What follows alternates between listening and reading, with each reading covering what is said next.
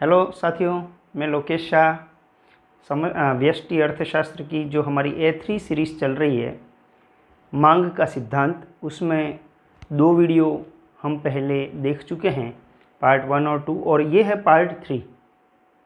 मांग का नियम, मांग फलन, मांग को प्रभावित करने वाले कारक, मांग अनुसूची, मांग के नियम के अपवाद, मान्यता, ये सारी चीज़ें हम पढ़ चुके हैं। अब हम लेते हैं मांग वक्र। कल पिछले वीडियो में हमने देखा कि मांग अनुसूची को हमने तालिका के रूप में व्यक्त किया था। तालिका के रूप में अगर हम कीमतें डिफरेंट प्राइसेस और क्वांटिटी डिमांडेड, विभिन्न मांग मात्रा और विभिन्न कीमतें तालिका के रूप में लिखते हैं तो मांग अनुसूची कहलाती है। लेकिन उसी अनुसूची को हम ग्राफिकल प्रेजेंटेशन करते हैं, हम रेखा चित्र के रूप में अगर व्यक्त करते हैं तो ये कहलाता है मांग वक्र। मांग वक्र की परिभाषा क्या हुई? ऐसा वक्र जो कीमत और मांग में संबंध को व्यक्त करता है। कीमत और मांग में संबंध व्यक्त करने वाले वक्र को मांग वक्र कहते हैं। या ऐसा भी कह सकते हैं कि मांग अनुसूची का रेखा चित्र के रूप में प्रस्तुतिकरण, graphical presentation of demand schedule. ठीक है ना? क्या बताता है मांग वक्र? जैसे मांग अनुसूची की परिभाषा है वही मांग वक्र की, कि वस्तु की विभिन्न कीमतों पर मांगी जाने वाली मात्राओं को व्यक्त करता है। यहाँ पर हमने एक छोटा सा मांग वक्र बनाया है। ये सीधी रेखा भी हो सकता है, वक्र भी हो सकता है। हमने सीधी रेखा बना दी है, डी। यहाँ वस्तु की कीमत, ये वस्तु की मांग मात्रा है। ऋणात्मक इसका ढाल है, कीमत अगर घटती है तो मांग बढ़ जाती है। वो तो हमें मांग के नियम के अनुसार मालूम ही है कि अन्य बातें स्थिर रहें तो कीमत और मांग में विपरीत संबंध होता है, और जहाँ भी विपरीत संबंध होगा वो वक्र तो वैसे भी ऋणात्मक ढाल वाले होंगे। अब मांग वक्र के भी 2 प्रकार हैं। जैसे मांग अनुसूची के 2 प्रकार हैं, व्यक्तिगत मांग अनुसूची और बाजार मांग अनुसूची। इसी प्रकार व्यक्तिगत मांग वक्र और बाजार मांग वक्र। व्यक्तिगत मांग वक्र क्या बताएगा? वस्तु की विभिन्न कीमतों पर एक उपभोक्ता द्वारा मांगी जाने वाली मात्राएं। इसको भी हम ऐसा कह सकते हैं, व्यक्तिगत मांग अनुसूची का रेखा चित्र के रूप में प्रस्तुतिकरण। देखिए, एक उपभोक्ता ए का हमने मांग वक्र बनाया। मांग वक्र तो वही है, केवल हमने ए लिख दिया है कि एक ही अगर उपभोक्ता है तो उसका मांग वक्र ये होगा। ये व्यक्तिगत मांग वक्र हो गया, केवल एक मांग वक्र बनाए उपभोक्ता ए का। अब हम लेते हैं बाजार मांग वक्र, मार्केट डिमांड कर्व। बाजार शब्द आ गया, मतलब सकल या कुल की ही बात हो रही है। बाजार मांग वक्र क्या बताएगा? वस्तु की विभिन्न कीमतों पर बाजार के सभी उपभोक्ताओं द्वारा मांगी जाने वाली कुल मात्राओं को व्यक्त करता है, इसलिए इसको बाजार मांग वक्र कहते हैं। पिछले वीडियो में हमने देखा था बाजार मांग अनुसूची कैसे निकाली थी। व्यक्तिगत मांग अनुसूची को जोड़ने पर बाजार मांग अनुसूची ज्ञात होती है ना, बाजार मांग ज्ञात हो जाती है। तो यहाँ भी व्यक्तिगत मांग वक्रों का योग, लेकिन कोई संख्या तो है नहीं कि हम योग कर देंगे, ग्राफिकल हमको जोड़ना है ना। तो एक शब्द है horizontal summation of individual demand curves. व्यक्तिगत मांग वक्रों का क्षैतिज योग करने से बाजार मांग वक्र प्राप्त होता है। ये हॉरिजॉन्टल समेशन कैसे होता है? हम मानते हैं कि बाजार में केवल 2 उपभोक्ता हैं, उपभोक्ता ए और उपभोक्ता बी। दोनों का व्यक्तिगत मांग वक्र हम बना लेते हैं। देखिए, इधर ए का और इधर बी का हमने ये मांग वक्र बनाया, डी ए और डी बी। अब इन दोनों को जोड़ के हमको बाजार निकालना है। कैसे बनेगा? हम एक कीमत फिक्स कर देते हैं। जैसे पी कीमत अगर मैंने ली, इस कीमत पर ए कितना खरीद रहा है तो इसको यहाँ मिलाओ और इसको यहाँ ले आओ। ये Q1 मात्रा खरीद रहा है ए, यही कीमत हम आगे ले गए। इस कीमत पर बी कितना खरीद रहा है तो इस लाइन को हमने यहाँ मिला के यहाँ ट्रेस किया, तो Q2 मात्रा खरीद रहा है कौन? बी। तो ए Q1 खरीद रहा है, बी Q2 खरीद रहा है ना। अब बाजार में तो 2 ही उपभोक्ता हैं, तो पी कीमत पर कुल मांग कितनी हुई? Q1 प्लस Q2, है ना। कीमत यही चलेगी आगे, यही कीमत आगे आ गई। अब हमको पहले मांग वक्र नहीं बनाना है, पहले हमको बिंदु ट्रेस करना है कि कीमत तो यही है, मांग फिक्स करनी पड़ेगी। इन दोनों का आप टोटल करिए, है ना, एक एस्टीमेट करिए कि दोनों का अगर योग करें तो दूरी कितनी होगी, इतनी दूरी हुई। यहाँ मैंने एक पॉइंट लगा दिया, कीमत तो ये आ ही रही है, और यहाँ से एक लाइन और निकाल दो, दोनों का क्रॉस जहाँ बन रहा है ये पॉइंट, वहाँ से इनके स्लोप का ही एक डिमांड कर्व हमने बनाया। क्लियर हुआ? कीमत तो वही आ रही है ना, और ये Q3 हम कहाँ से लाए, Q1 प्लस Q2, ये दोनों डिस्टेंस को मैंने टोटल किया और उतना डिस्टेंस यहाँ बना के एक पॉइंट डाल दिया और इन दोनों की क्रॉसिंग कर दी और जहाँ पॉइंट आ रहा वहाँ से एक डिमांड कर्व बना दिया। ये कहलाता है क्षैतिज योग, है ना, horizontal summation of individual demand curve. इन दोनों का क्षैतिज योग किया, यह आ गया DM, मार्केट डिमांड कर्व। कैसे आया, DA प्लस DB, और क्वांटिटी कितनी है, Q3, कहाँ से आई, Q3 equal to Q1 plus Q2, है ना। यहाँ पर सब पे नीचे वस्तु की मांग मात्रा है और y अक्ष पर वस्तु की कीमत है। अब हमारा अगला प्रश्न बहुत इंपॉर्टेंट क्वेश्चन है, मांग वक्र ऋणात्मक ढाल वाला क्यों होता है। अब ऋणात्मक ढाल तो अपन ये कहें हाँ भाई कीमत और मांग में विपरीत संबंध है इसलिए ऋणात्मक ढाल होगा। अरे विपरीत संबंध क्यों है, हमने ब्रैकेट में एक और हेडिंग डाली है, ये भी प्रश्न आ सकता है। मांग के नियम की क्रियाशीलता के कारण, मांग का नियम क्यों क्रियाशील होता है, अन्य बातें स्थिर रहें तो कीमत कम होने पर मांग क्यों बढ़ती है। कीमत कम होने पर मांग बढ़ती है, अन्य बातें स्थिर रहने पर, यही मांग का नियम है। या कीमत बढ़ती है तो मांग कम होती है ना, विपरीत संबंध। ऐसा क्यों, हम ये बात कर रहे हैं क्योंकि विपरीत संबंध है तो वो तो मांग वक्र ऋणात्मक ढाल होगा, लेकिन विपरीत संबंध क्यों है हम ये देखना चाहते हैं। 4 पॉइंट हमने यहाँ लिए हैं, इन चारों को डिटेल में हम समझेंगे। हर पॉइंट में ये सिद्ध करेंगे कि कीमत कम होती है तो मात्रा ज़्यादा खरीदी जाती है। क्यों? पहला, सीमांत उपयोगिता ह्रास नियम, law of diminishing marginal utility. सीमांत उपयोगिता ह्रास, ह्रास मतलब कमी, सीमांत उपयोगिता में कमी, ये तो हम बहुत पहले पढ़ चुके हैं। सीमांत उपयोगिता क्या, वस्तु की अगली इकाई से प्राप्त उपयोगिता। देखिए एक उदाहरण लेते हैं, मान लो मुझे जोर से भूख लग रही है और मैं ये चाहता हूँ एक रोटी अगर 10 रुपये में भी मिल जाए मैं दे दूंगा 10 रुपये। चलो एक रोटी तो ले ली, एक रोटी मैंने खा ली, अब दूसरी के लिए 10 दूँ मैं, नहीं दूंगा। क्यों? अब तो भूख की तीव्रता थोड़ी कम हो गई है, अब दूसरी रोटी 8 रुपये में मिले दूंगा। चलो दूसरी भी ले ली, तीसरी में 8 दूंगा मैं, बिल्कुल नहीं। क्यों? क्योंकि मेरी भूख और तीव्रता कम हुई है। 6 रुपये में अगर तीसरी रोटी मिले तो मैं ले लूँगा। ऐसा क्यों कर रहा हूँ मैं? क्योंकि हर अगली इकाई की उपयोगिता धीरे धीरे कम होती जा रही है। और मार्शल ने कहा था गणनावाचक विश्लेषण में कि उपभोक्ता जो है वो जितनी उपयोगिता प्राप्त होती है उस हिसाब से ही वस्तु की कीमत देता है। तो जितनी उपयोगिता वही कीमत है। तो आप इस एग्जाम्पल में देखो, जैसे कीमत 10, 8, 6 होती है तभी मैं मांग जो है वो 1, 2, 3 कर रहा हूँ। मतलब मांग कब बढ़ रही है? जब कीमत घटे तो मैं अगली इकाई खरीदूंगा। इसका मतलब उपभोक्ता कम कीमत पर ज़्यादा मात्रा क्यों खरीदता है, या ज़्यादा मात्रा खरीदने के लिए कीमत कम देने के लिए क्यों तैयार है? क्योंकि हर अगली इकाई की सीमांत उपयोगिता, हर अगली इकाई की उपयोगिता या हम कहें सीमांत उपयोगिता घट रही है, इसलिए हर अगली इकाई के लिए वो कम कीमत देने के लिए तैयार है। तो यहाँ पर इनका रिलेशन हो गया कि कीमत कम होती है तो मांग बढ़ती है क्योंकि सीमांत उपयोगिता घटती है। अब हम बात करें आय प्रवाह, इनकम इफेक्ट क्या होता है। यहाँ पर हम मौद्रिक आय की बात नहीं कर रहे हैं, वास्तविक आय की बात कर रहे हैं।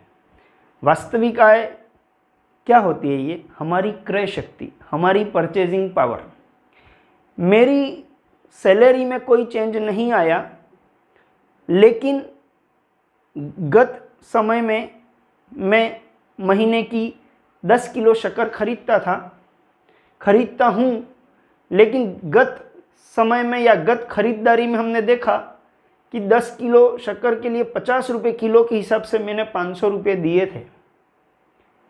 हर बार 10 किलो लाता हूँ।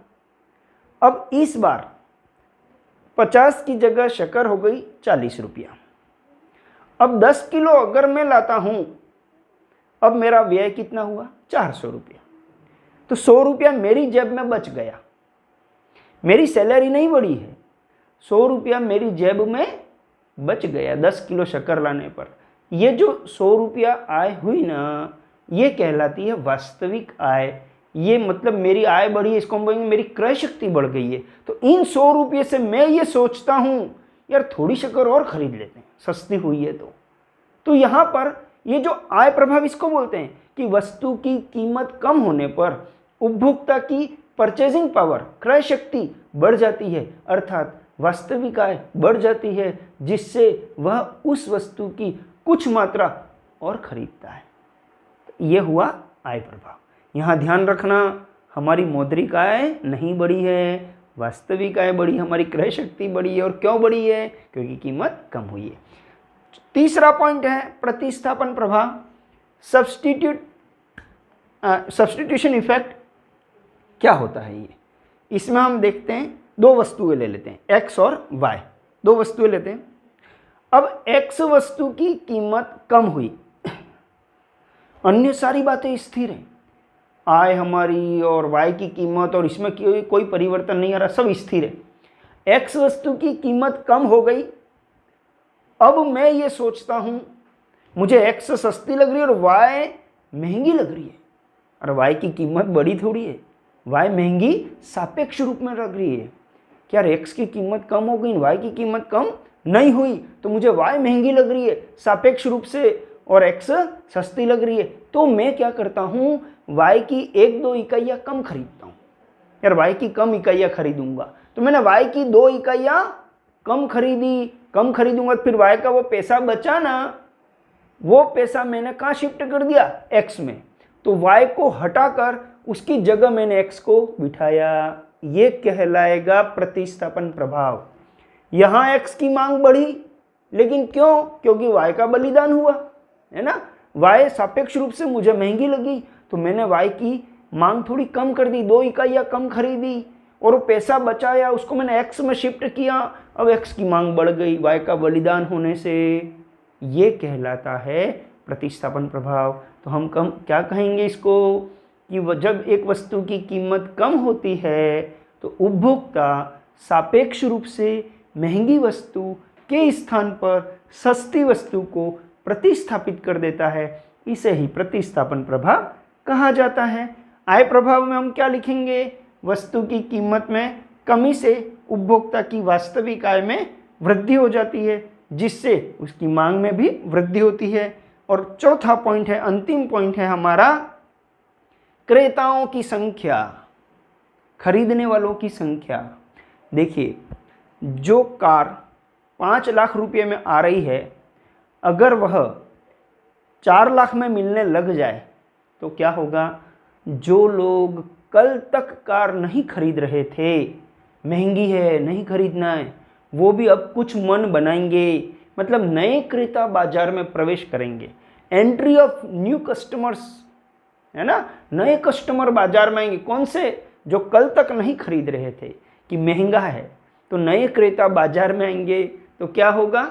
मांग बढ़ जाएगी। तो इन चारों पॉइंट में हमने ये सिद्ध किया कि कीमत कम होने पर मांग बढ़ती है। कब? जब अन्य बातें स्थिर रहें। इसलिए इन कारणों से ही इन दोनों में विपरीत संबंध है और इन कारणों से ही मांग वक्र जो है वो ऋणात्मक ढाल वाला होता है।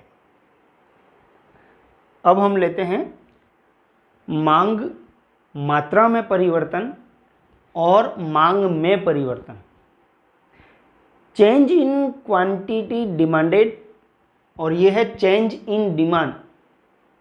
वैसे किसी लेमैन को अगर पूछे क्या फ़र्क है, कोई फ़र्क नहीं है, सेम दिख रहा है। मांग मात्रा में परिवर्तन या मांग में परिवर्तन सेम है, लेकिन टेक्निकली बहुत डिफरेंस है। हमको इसे समझने के लिए एक बार रिकॉल करना पड़ेगा डिमांड फंक्शन को, जो हमने पिछले वीडियो में डिमांड फंक्शन लिखा था। दोनों तरफ मैंने डिमांड फंक्शन भी यादगिरी के लिए लिख दिया है। dx equal to function of x वस्तु की मांग किन किन पर निर्भर करती है। px स्वयं की कीमत है ना, pr संबंधित वस्तुओं की कीमत, i उपभोक्ता की आय, t उपभोक्ता की रुचि और पसंद, e भविष्य में कीमत परिवर्तन की आशंका, n जनसंख्या का स्तर, w मौसम और जलवायु, और डैश डैश डैश। मतलब x वस्तु की मांग इन सब पर निर्भर करती है। यही फंक्शन मैंने यहाँ भी लिखा है। अब इन दोनों में अंतर समझने के लिए हमने यहाँ पर कुछ राइट के निशान भी लगाए हैं और कहीं मैंने स्थिर भी लिखा है। राइट के निशान जो लगाए हैं इसका मतलब है उनमें परिवर्तन हो रहा है, और जहाँ ऊपर लाइन खींची हुई है, ऊपर बॉर्डर बना रखा है, इसका मतलब वो स्थिर रहेंगे। अब हम पहले डेफिनेशन देख के वापस ऊपर देखते हैं। मांग मात्रा में परिवर्तन याद कैसे रखेंगे। जब मात्रा शब्द आए तो हमको ध्यान रखना है वस्तु की खुद की कीमत बदल रही है और मांग बदल रही है, बाकी सारी बातें स्थिर हैं। अन्य बातें स्थिर रहें। वस्तु की स्वयं की कीमत परिवर्तित होने से मांग बदलती है, तो इसे मांग मात्रा में परिवर्तन कहते हैं।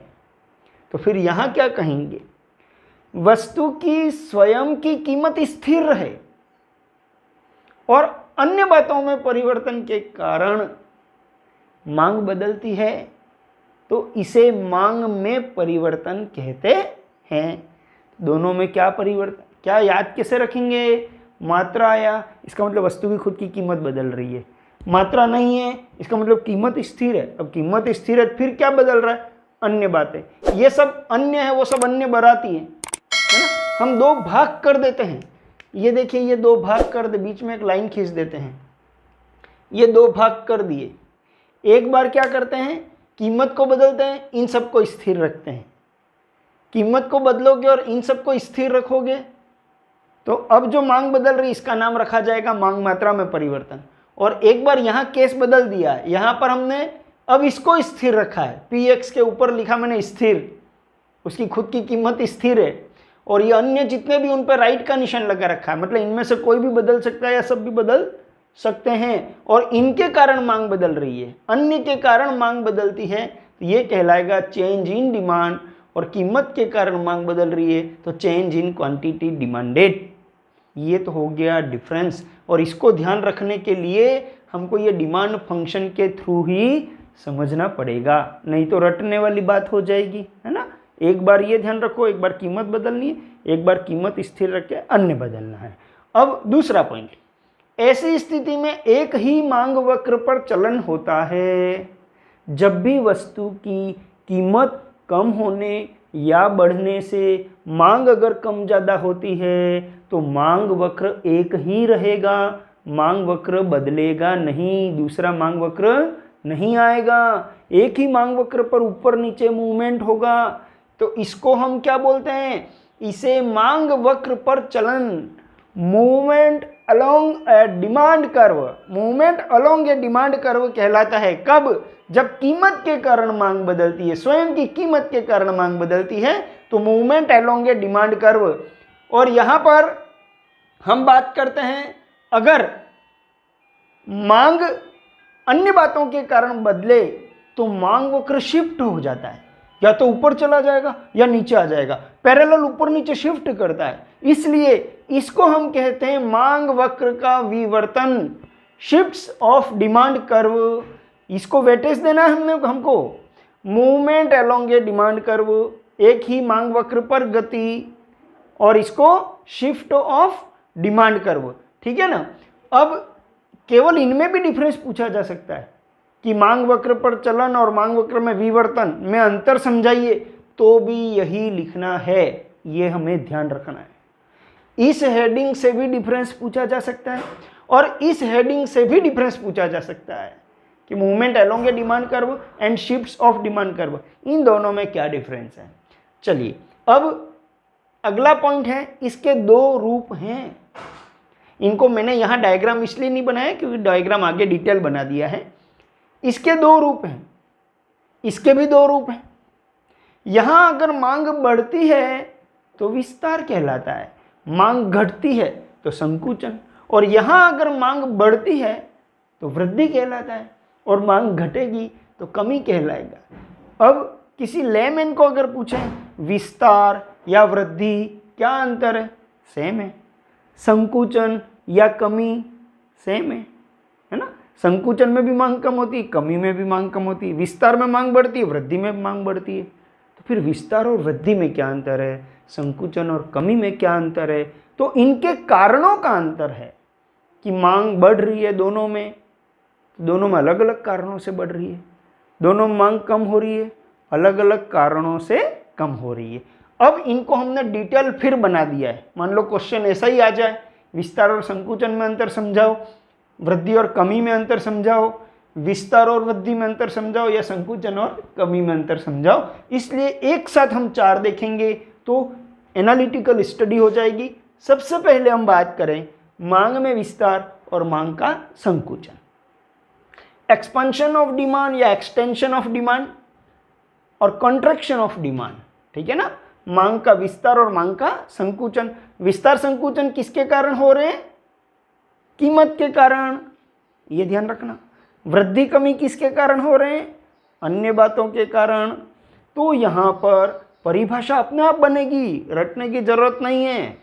विस्तार में मांग बढ़ेगी तो ही तो विस्तार कहलाता है, ये विस्तार मतलब मांग बढ़ी, लेकिन किसके कारण, कीमत बढ़ेगी तब, या कीमत कम होने पर। मांग कब बढ़ेगी, कीमत कम होने पर। मांग का नियम तो सब जगह चलेगा ही, है ना।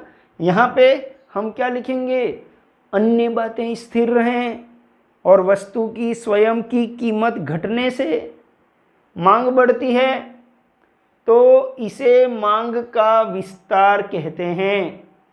क्या बोला मैं, अन्य बातें स्थिर रहें, वस्तु की स्वयं की कीमत कम होने से मांग बढ़ती है, इसे मांग का विस्तार कहते हैं। ये सिंबल में भी लिखा, px कम हो रहा है, dx बढ़ रहा है। अब यही पॉइंट यहाँ देखें, अन्य संकुचन किसको कहेंगे, अन्य बातें स्थिर रहें, वस्तु की कीमत बढ़ने से मांग कम हो रही है तो इसे हम क्या कहेंगे, संकुचन। देखिए कीमत बढ़ रही है, मांग घट रही है। अब इन चीज़ों को हम डायग्राम में डाल देते हैं। देखिए एक ही मांग वक्र रखना है, क्योंकि ऊपर ही हमने बात की अभी कि विस्तार संकुचन दोनों एक ही मांग वक्र पर होते हैं, मांग वक्र नहीं बदलते हैं। तो मांग वक्र कैसे बनाएं, एक एक मांग वक्र दोनों में बना दो, फिर दो दो पॉइंट ये दोनों में बना दो। खाली एरो कहाँ कहाँ लगाने वही मेन बात है। डायग्राम तो दोनों सेम है, देख लीजिए आप। कोरा डायग्राम आप 2 बना दो जिसमें कुछ भी लिखो मत, फिर केवल एरो के साइन बनाओ, अपने आप अलग अलग हो जाएंगे। ये विस्तार में हमको मालूम, विस्तार मतलब मांग बढ़ना, और वो तो तब बढ़ेगी जब कीमत घटेगी। तो कीमत में नीचे की तरफ एरो और मांग में इधर की तरफ एरो लगा दो। ये मांग बढ़ गई, किसके कारण, कीमत कम होने से मांग बढ़ गई। इसका मतलब ये एरो क्या बता रहा है कि पहले हम यहाँ थे, अब हम यहाँ आए हैं। एक ही मांग वक्र पर ऊपर से नीचे की ओर या लेफ्ट से राइट की तरफ मूवमेंट हो रहा है, तो इसका नाम क्या रखा, एक ही मांग वक्र पर बाएं से दाएं, बाएं से दाएं और चलन या राइटवर्ड मूवमेंट, इसको राइटवर्ड मूवमेंट भी बोल सकते हैं, डाउनवर्ड मूवमेंट भी बोल सकते हैं। मूवमेंट वर्ड आना चाहिए, शिफ्ट मत लिख देना। डाउनवर्ड मूवमेंट या राइटवर्ड मूवमेंट, ठीक है ना। एक ही मांग वक्र पर बाएं से दाएं चलन। अब इधर आ जाएं संकुचन में। संकुचन में भी एक ही मांग वक्र रखना है, 2 पॉइंट हमने बना लिए पहले से ही। अब एरो किधर लगाना वो देखो। संकुचन का मतलब मांग कम होना, कम होना मतलब इधर तो ये पीछे की तरफ एरो इधर लग जाएगा बैक साइड। और मांग कम किसके कारण हो रही है, कीमत बढ़ेगी या घटेगी, बढ़ेगी, तो कीमत में ये एरो लगा दो। अब इन दोनों को देखने से ऐसा लग रहा है कि हम पहले यहाँ थे और अब यहाँ जा रहे थे। इसको ए लिखो और इसको बी लिखो। पहले जहाँ थे उसको ए लिखो, जहाँ गए उसको बी लिखो, तो ए से बी की तरफ एरो लग जाएगा। तो ए से बी की तरफ ये एरो लग गया कि हम ए से बी गए। कैसे जा रहे हैं, upward movement along a demand curve. एक ही मांग वक्र पर नीचे से ऊपर की ओर गति कह दो या दाहिनी ओर से बाईं ओर, राइट से लेफ्ट, यहाँ लिखा लेफ्टवर्ड मूवमेंट, ये लेफ्टवर्ड मूवमेंट, ये इसको अपवर्ड मूवमेंट कह दो। अब इन दोनों को हम टेबल से भी समझा सकते हैं। देखिए, कीमत घटाकर मांग बढ़ानी है, अपनी मर्जी से कोई भी फिगर लिखो, ध्यान ये रखना है कीमत कम करनी है, मांग बढ़ानी है। फिर इसी को यहाँ पलट दो, यहाँ कीमत बढ़ रही है और मांग कम हो रही है, ये इन दोनों में डिफरेंस हो गया। अब हम इन दोनों को लेते हैं, मांग में वृद्धि और मांग में कमी। पहले एक बात माइंड में क्लियर कर लें, वृद्धि कमी किसके कारण होंगे? अन्य बातों के कारण। अन्य में तो ये फौज बहुत लंबी है ना, इनमें किसमें क्या परिवर्तन हो रहा है वो सब सेकेंडरी मैटर है, वो हम बाद में देखेंगे। हमको तो यही ध्यान रखना है कि भाई अन्य के कारण मांग बढ़ रही है, अन्य के कारण मांग कम हो रही है। वस्तु की स्वयं की कीमत का कोई रोल नहीं है, इसलिए हम तो यही लिखेंगे कि कीमत स्थिर और मांग बढ़ गई। वो तो अंडरस्टूड है, कीमत स्थिर और मांग बढ़ी, इसका मतलब अन्य के कारण बढ़ी है। कीमत स्थिर और मांग कम हो गई, इसका मतलब अन्य के कारण। तो यही डेफिनेशन है, वस्तु की स्वयं की कीमत स्थिर रहे और अन्य बातों में परिवर्तन के कारण मांग बढ़ती है। यहाँ पर वस्तु की स्वयं की कीमत स्थिर रहे और अन्य बातों में परिवर्तन के कारण मांग कम होती है। देखिए, इसको सिंबल में भी हमने लिखा, Px स्थिर dx बढ़ रहा है, Px स्थिर dx कम हो रहा है। अन्य बातें हमने यहाँ, इतनी सारे वेरिएबल हमने यहाँ नहीं लिखे हैं, वो हम और आगे देखेंगे, है ना। अब डायग्राम दोनों बनाने हैं, पहले ब्लैंक डायग्राम बना लो जिसमें कोई नंबर वगैरह कुछ भी लिखा नहीं है। आप तो 2 डिमांड कर्व यहाँ और 2 डिमांड कर्व यहाँ बना लो, ठीक है। फिर क्या करना, एक ही कीमत खींच लो, लाइन कीमत की रेखा, दोनों को कटवा दो। चलो इनको भी हम ये यहाँ तक ले आते हैं और एक ही कीमत रेखा, इनको भी दोनों को कटवा दी। जहाँ जहाँ इंटरसेक्ट कर रहा है उसको नीचे मिला दो, ये नीचे मिला दिए दोनों। अब दोनों डायग्राम एक जैसे, अब केवल एरो का साइन है ना, वही बताएगा वृद्धि हुई कि कमी। अच्छा, वृद्धि हुई होती है तो मांग बढ़ती है, इसलिए हम ये एरो बाहर की तरफ लगाएंगे। अगर ये बाहर लगा इट मीन्स ये ऊपर गया, है ना। ऊपर गया तो पहले हम यहाँ थे, अब यहाँ गए तो ये ए और ये बी, ठीक है। अब डिमांड कर्व का नाम रखना पड़ेगा, पुराना जो है वो तो डी रहेगा, अगर नया ऊपर जा रहा है तो हमने D1 कर दिया, ये D1 D1। अब यहाँ पर देखो, कमी में तो मात्रा कम होती है तो ये एरो पीछे की तरफ, अगर ये पीछे आ रहा है इसका मतलब पहले हम यहाँ थे अब यहाँ आए, ए से बी, तो ये नीचे की तरफ एरो लगेगा। पुराना डिमांड करो उसको डी लिखो, नया अगर नीचे आ रहा है तो उसको D0 कर दिया। अब इसका शिफ्टिंग कैसे हो रहा है, तो वृद्धि में ऊपर की तरफ अपवर्ड शिफ्ट, ऊपर की तरफ विवर्तित होता है मांग वक्र, ऊपर की तरफ भी लिख सकते हो या दाहिनी ओर राइट साइड में भी शिफ्ट लिख सकते हो। और कमी में हम देखें नीचे की ओर, है ना, डाउनवर्ड शिफ्ट हो रहा है, या इसको हम लिख सकते हैं लेफ्टवर्ड शिफ्ट हो रहा है, लेफ्ट साइड में शिफ्ट हो रहा है या डाउनवर्ड में शिफ्ट हो रहा है। यहाँ मूवमेंट बोले थे, यहाँ हम शिफ्ट बोल रहे हैं, यही हमने यहाँ पर लिखा भी है। और टेबल से हम बात करें तो पी जो है उसको कांस्टेंट रखा है, कीमत स्थिर है और मांग बढ़ गई, कीमत स्थिर है और मांग घट गई, ठीक है। ये हम देखते हैं कि वृद्धि और कमी में अंतर हुआ। अब यहाँ एक पॉइंट इसके लिए, इसमें तो नहीं, इसके लिए एक पॉइंट और बनेगा, कौन सा, मांग में वृद्धि के कारण और मांग में कमी के कारण, ठीक है। उसमें आप यहाँ 5वां पॉइंट और जोड़ोगे तो मांग में वृद्धि और कमी के कारण तो इतने 5-6 कारण हैं, है ना। उसकी हम आगे और डिटेल में बात करते हैं।